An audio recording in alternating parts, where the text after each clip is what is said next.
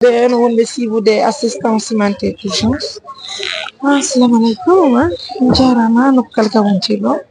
Renandi do musidɓe ɓe ngari ka meɗen Egypte ara ɓe ngari ka jami meɗen. Et Charpan tigare amen. Merci. Excusez-moi, je vais marquer la pause d'abord. À tout à l'heure. Voilà musidɓe. Eɗen salmini julɓe Allah ɓen fof hay goto yiggitali eɗen salmini ɓe wuradu moƴƴuru. Assalamualeykum. Alhamdulillah.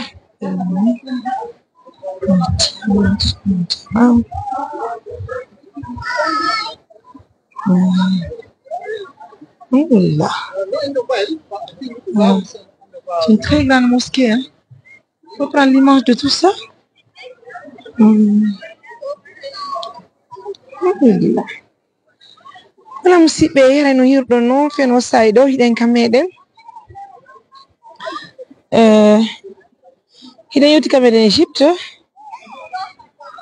hiɗen ari tinnugol haray jami meɗen mo haray eɗen duwa eɗen mbawi laade kadi haray cheyque kono woni ni cheyque makana en haray bir ko ɓe humpiti kon fi nde juulirde ko wonɗen ɗo haray kono woniri sagon asake sewon ɗo way ɓador ɗo. Assalamu alaikum. Wa alaikum assalam wa rahmatullahi kono woni wa barakatuh. No hayfi Alhamdulillah. yaafi acci hakke mi huɓɓina micro yaafo ɗon. On va marquer la pause. Wa alaikum assalam wa rahmatullahi wa barakatuh. Yettude Allah nala to. Alhamdulillah. Hewti e jam. Jam ton. Aray konto wonɗen ni. ɗo hiɗen juulirde wiyetende Masjidul Azhar Sharif ko nde ɗo woni juulirde mawnde nden o université meɗen mo paykum meɗen ko faala arde windo e mum.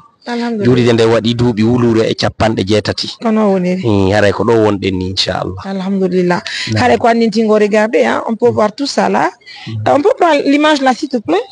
Haray ga ko ɓeɗo haray ko fitta ɓe ngane ɓe toppiti nde juulirde ɗo ko juulirde bande hunde mawnude ka haqqille kamɓe égyptien ɓe ɓen sabu so nani manara islamiya on ko wawata jannude yimɓe ɓe l'islam on e nder Afrique on fewdo ɗo ko Azhar Sharif fuɗɗorte no tawa université ji janduɗi ɗon haray nde juulirde ɗo ko hormantere maɓɓe inchallah.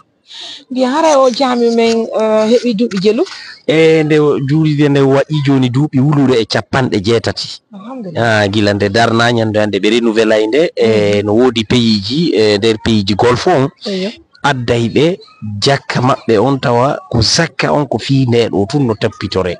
Donc haray hinde mawni moƴƴa e maɓɓe kono woniri haray kono woniri musidɓe haray waway arde wawen visitugol ga ka sonnaɓe juulata ɗon e kadi ɓe juulata ɗon musidɓe haray no andirɗo noon murani ɗum haray tigi ɗi welaki kono alhamdulillah simi hewti ka meɗen ga haray no ha to jina komin arta men holla julɓe Allah ɓen fof mo ari Égypte kadi ko ma hewta ɗo ɗe toro duwaji surtout kadi toro Allah subhanahu wa ta'ala haray miijo mum gon e faaleji mum ɗi fof musidɓe haray meɗen welti meɗen jarni muradu moƴƴu en tout cas alhamdulillah Allah subhanahu wa ta'ala haray noon o jami meɗen o sake yafe haray o jami meɗen ɗo no hollirɗon ni julɓe Allah ɓen fof haray jakkaji addete ɗo e yimɓe ɓen haray no hewtaka meɗen ɗo muradu moƴƴuru haray kono kadi falti ɗon ko yowdiri ko o jami ko yowdiri e jami on kadi haray yimɓe julnayɓe ɗo ɓen no woodi ko ɓe wiyata kon ilmul qira'at ko ɗum qira'at koko jangi qur'ana on janginji ɗin sappoji ɗin fof yimɓe ɓen julnayɗo wono e sumayeje ɗen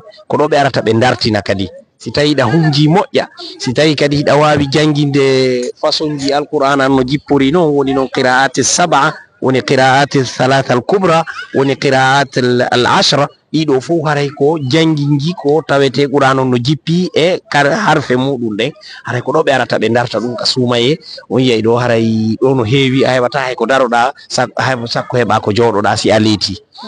Naam musidɓe ko no woniri haray hande ɗen Égypte haray miijo am min Mariam no yurɗollan ɗo ni haray miɗo miiji kadi ñande goɗo yagol umra on haray kameɗen Arabie Saoudite pourquoi pas ya kadi hajjugo haray ko hunde labande surtout ko si moodi a newna nilan haray ko no woniri ɓe welti muradu muɗum ɓe jarni o en tout cas alhamdulillah donc on va nous suivre suivez nous on va essayer de visiter tout ça là.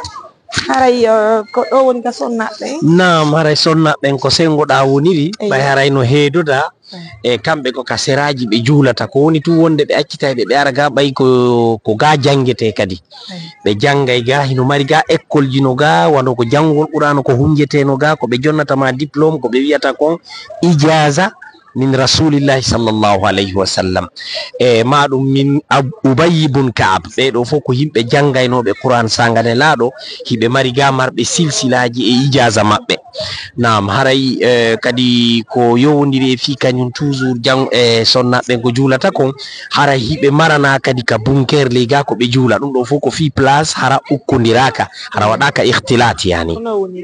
haray ɗen salmini julɓe Allah ɓe fof hiɗe weltimurade moƴƴuru haray Cheikh en jonnan tan yanta ko pellet ɓe hara hiɗe wondi partenaire meɗen ɓe haray ko no woniri e wawa wadde kadi duhaji haray hewta partenaire meɗen en turi Allah subhanahu wa ta'ala yo jaɓan en dewe meɗen ko wonɗen e yangade aduna e lahara ɗon yo Allah waɗan en ɗum kam mandikke meɗen moƴƴe fi meɗen yo moƴƴu ɓanto ɓuri ni ɗen en turi Allah yo Allah dandu en masiboji ko woni yilade hakkude leydi e kammu ربنا ظلمنا أنفسنا وإن لم تغفر لنا وترحمنا لنكونن من الخاسرين ربنا إننا آمنا فاغفر لنا ذنوبنا وكفر عنا سيئاتنا وتوفنا مع الأبرار اللهم اجعلنا ممن الذين أحبيتهم وجعلتهم في زمرة الشهداء والصديقين والصالحين أولئك رفيقا اللهم يا ربي إنا نسألك موجبات رحمتك وعجائب مغفرتك اللهم إنا ندعوك بأسمائك التي إذا دعيت بها أجبت وإذا سئلت بها أعطيت أن تجعل القرآن ربيع قلوبنا ونور أبصارنا يا كريم يا الله وصل اللهم على سيدنا محمد وعلى آله وصحبه وسلم سبحان ربك رب العزة ما يصفون وسلام على المرسلين والحمد لله رب العالمين أريدين ترى الله كدي يبيب بمد وم بجانغو دبيو الله أكبر بجندل نفو والأدنى الآخرة يا الله أكبر كمابد ونون كدي سينا يمودون ويو الله ونون كمان دي كمودون ووكلاني كمبايكم ووكلاني كجماعة وتا الله آنيو ande ko woni woyo Allah ittu dum sabu modon turke malla rabbi bijahil mustafa sallallahu alaihi wa sallam assalamu alaikum wa rahmatullahi wa barakatuh ñom hewto kam edem gaade fi hullugol on harayi inshallah mo hewti Egypt ko ma hewto kam edem do haray meden salmini ñom de weltan ñu haray sejere di wassalam